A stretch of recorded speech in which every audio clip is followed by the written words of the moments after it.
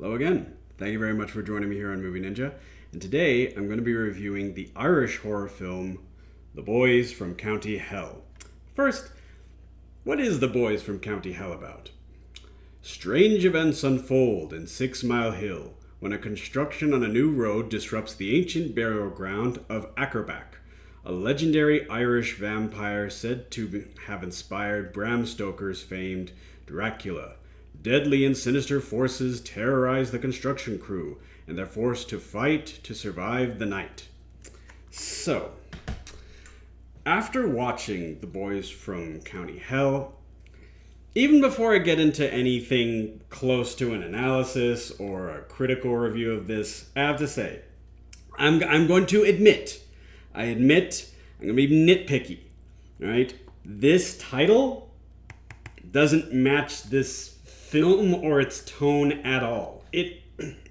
This title made me expect that I was going to get something a lot different than I actually got. It has this sort of feel and a tone similar to, like, I was expecting an Irish version of The Hills Have Eyes or something a lot more campy, which, that being said, it has a the title would lead you to believe this is some sort of grindhouse or some type of tacky kind of over-the-top slasher sort of thing, and it's not at all, really. It's actually rather a lot more mild than it sounds. And I say that having seen the film more than once and enjoying it. Okay, so if you stuck with me through my little nitpick instead of clicking off and saying, well, this guy obviously doesn't know what he's talking about.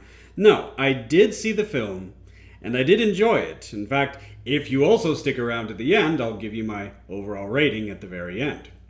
Now, as mentioned, there is a construction project.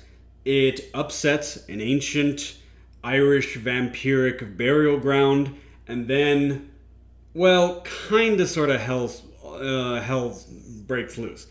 I say kinda because the vampire and the horror that is incurred by the monster is a lot more subtle.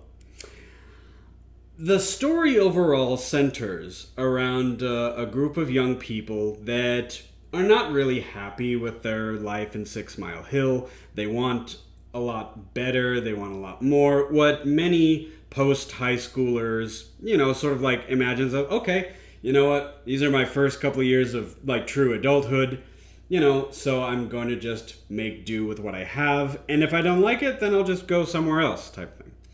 Unfortunately, all plans for the future are disrupted when one of the main cast members is, spoiler, but trust me, you kind of need this for context, dies prematurely, and unfortunately, this character's death also leads to a revival of sorts for the vampire Acrobat. Boys from County Hell. And I feel awkward every single time I have to reference the title, so please forgive me. It makes a decent use of Irish folklore, at least Irish folklore invented for this. This may be in reference to an actual creature of Irish legend. I'm not entirely sure. I'm not someone to investigate farther afield than is really necessary for the sake of this film. But I will say this.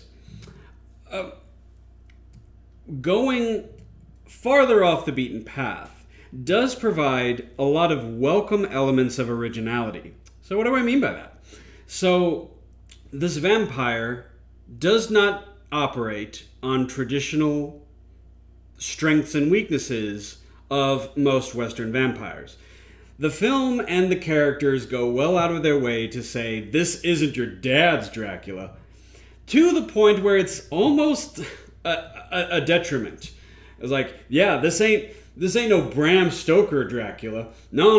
Let me tell you, this is a totally different thing. This is not about Vlad. This is not about any kind of vampire that that you've seen before, and I want to tell the movie, yes, I get it. Can we please move forward? Okay, you're promising me something that I haven't seen before. And indeed, within the great pantheon of blood drinkers that I've seen cinematically, Acrobat does stand out in a few distinct ways, which I will not get into because, as many of my returning viewers know, I do like to hold off on as many spoilers as possible. Lest I go on, and then some of my videos are almost like 40 minutes long or something. If I'm indulgent. That's not going to be the case here, but still. The plotting, we have an initial... from the movie's onset, we have an initial feeling of what we're in store for, and then the film slows down. It slows down a significant amount.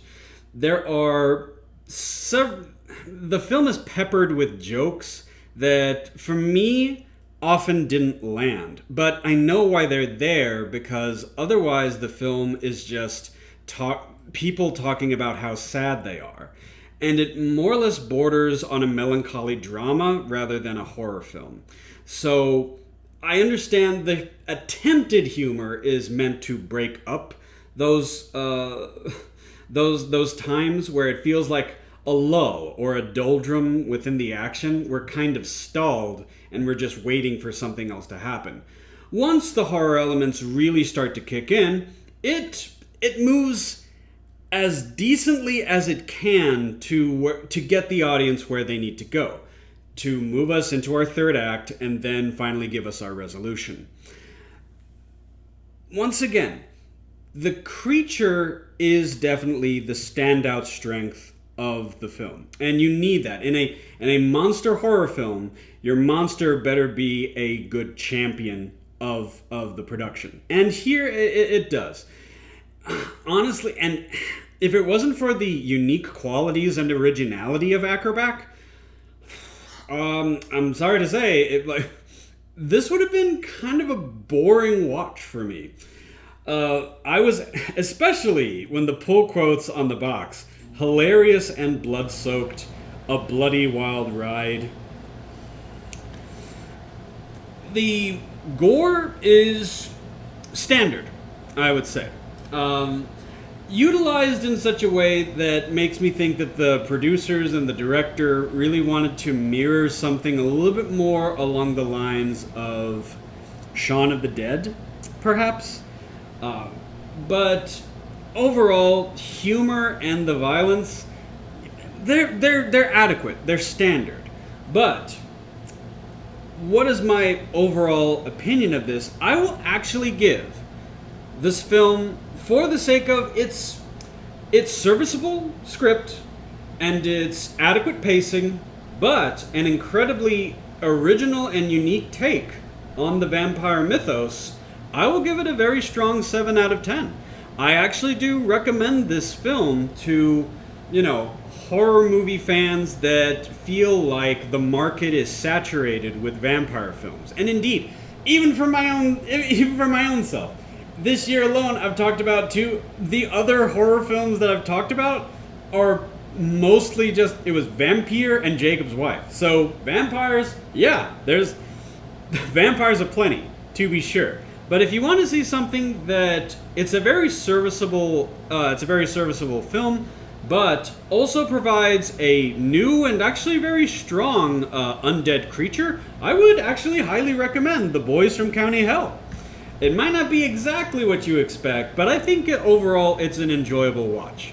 So, 7 out of 10. What did you guys think? Did you see the film? Do you think it's a bit stronger than I'm actually leading on to? Because, I want to stress again, 7 out of 10 is still very, very good. But did you see it? Did you like it? Did you not like it? If you did, why not? So, thank you very much for listening to my review. And I hope you have a great rest of the day.